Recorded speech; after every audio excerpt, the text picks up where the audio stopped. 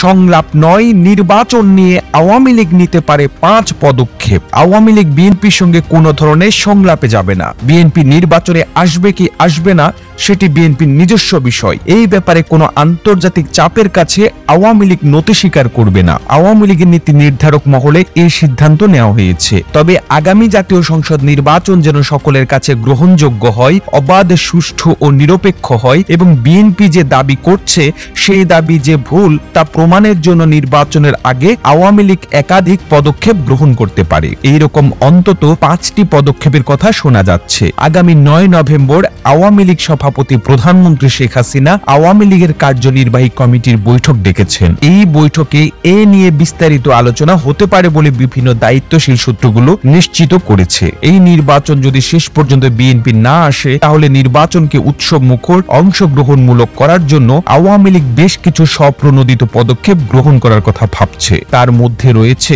সংসদে থাকা রাজনৈতিক দলগুলোকে নিয়ে মন্ত্রিসভা। যদিও প্রধানমন্ত্রী শেখ হাসিনা সর্বশেষ সংবাদ সম্মেলনে বলেছেন বর্তমানে যে মন্ত্রিসভা আছে সেটি নির্বাচনকালীন মন্ত্রিসভা বা নির্বাচনকালীন সরকার হিসেবে কাজ করবে। মন্ত্রিসভা ছোট করলে কাজের স্থবিরতা তৈরি হয়। কিন্তু বিভিন্ন সূত্র বলছে যে আন্তর্জাতিক গ্রহণযোগ্যতা সৃষ্টি এবং সকলের কাছে আস্থা অর্জনের জন্য আওয়ামী লীগ স্বপ্রণোদিত হয়ে নির্বাচনের আগে মন্ত্রিসভা পরিবর্তন করতে পারে। বিশেষ করে সংসদে যে রাজনৈতিক দলগুলো আছে সেই রাজনৈতিক দলগুলোর সদস্যদেরকে নিয়ে একটি মন্ত্রিসভা গঠন করতে পারে, যেটি সর্বদলীয় মন্ত্রিসভা বলা যেতে পারে। 2013 সালে নির্বাচনের আগে আওয়ামী লীগ সভাপতি প্রধানমন্ত্রী শেখ হাসিনা এই ধরনের একটি প্রস্তাব দিয়েছিলেন।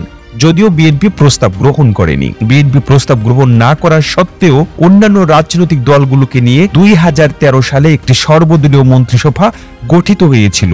এবারও আওয়ামী লীগ সভাপতি সংসদের ভেতরে থাকা রাজনৈতিক দলগুলোকে নিয়ে একটি মন্ত্রিসভা গঠনের ব্যাপারে আগেই ইঙ্গিত করেছিলেন। শেষ পর্যন্ত যদি বিএনপি নির্বাচনে অংশগ্রহণ না করে তাহলে সরকার যে আন্তরিক তা প্রমাণের জন্য এই ধরনের মন্ত্রিসভা গঠিত হতে পারে চমক হিসাবে। দ্বিতীয়টি হলো প্রশাসন এবং আইন শৃঙ্খলা রক্ষাকারী বাহিনীকে নিরপেক্ষ রাখা। নির্বাচনের সময় প্রশাসন এবং আইন শৃঙ্খলা রক্ষাকারী বাহিনী যেন নিরপেক্ষ ভূমিকা পালন করে এই ব্যাপারে প্রধানমন্ত্রী উদ্যোগ গ্রহণ করতে পারেন এবং প্রধানমন্ত্রী এই ব্যাপারে আইন শৃঙ্খলা রক্ষাকারী বাহিনীকে সুনির্দিষ্ট নির্দেশনা দিতে পারেন। খুব শীঘ্রই প্রধানমন্ত্রী সচিবদের সঙ্গে বৈঠক করবেন।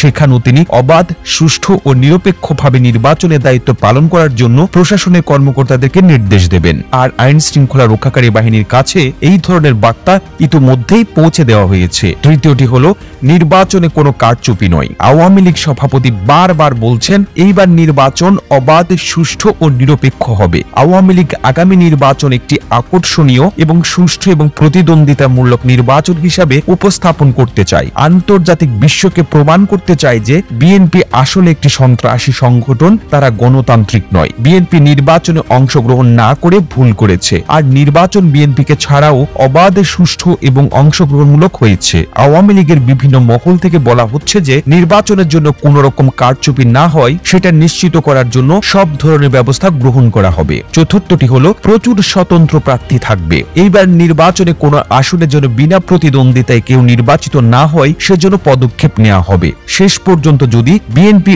অংশগ্রহণ না করে তাহলে আওয়ামী লীগের বেশ কিছু স্বতন্ত্র প্রার্থী এবার নির্বাচনে অংশগ্রহণ করবে এমন ইঙ্গিত পাওয়া যাচ্ছে। সর্বশেষটি হলো আন্তর্জাতিক গ্রহণযোগ্যতা। সরকারের আগামী নির্বাচনে প্রধান লক্ষ্য হল আন্তর্জাতিক গ্রহণযোগ্যতা অর্জন। আন্তর্জাতিক গ্রহণযোগ্যতা অর্জনের লক্ষ্যে সরকার বিদেশি পর্যবেক্ষকদের যেমন আমন্ত্রণ জানাবে, ঠিক একইভাবে আন্তর্জাতিক বিশ্বকেও নির্বাচনের সময়ের আগে উপযুক্ত হয়ে ব্রিফিং করা হবে, যেন তারা দেখেন যে বাংলাদেশের সুষ্ঠু নির্বাচন বিএনপি অংশগ্রহণ না করলেও সম্ভব। কাজেই কোনো সংলাপ নয়, স্বপ্রণোদিত কিছু পদক্ষেপের মাধ্যমে একটি সুষ্ঠু নির্বাচন নিশ্চিত করতে চায় সরকার। এই প্রতিবেদন তৈরিতে তথ্য ও উপাত্তের সাহায্য নেওয়া হয়েছে জাতীয় গণমাধ্যম বাংলা ইনসাইডার থেকে। আর আপনারা এতক্ষণ সঙ্গে ছিলেন বিশ্ব বাংলার। এভাবেই সঙ্গে থাকুন, আমরা তো ফিরছি নতুন নতুন প্রতিবেদন নিয়ে। একই সাথে আপনি যদি বিশ্ব বাংলার পেজটিকে ফলো দিয়ে না থেকে থাকেন এখনই ফলো করুন। ধন্যবাদ।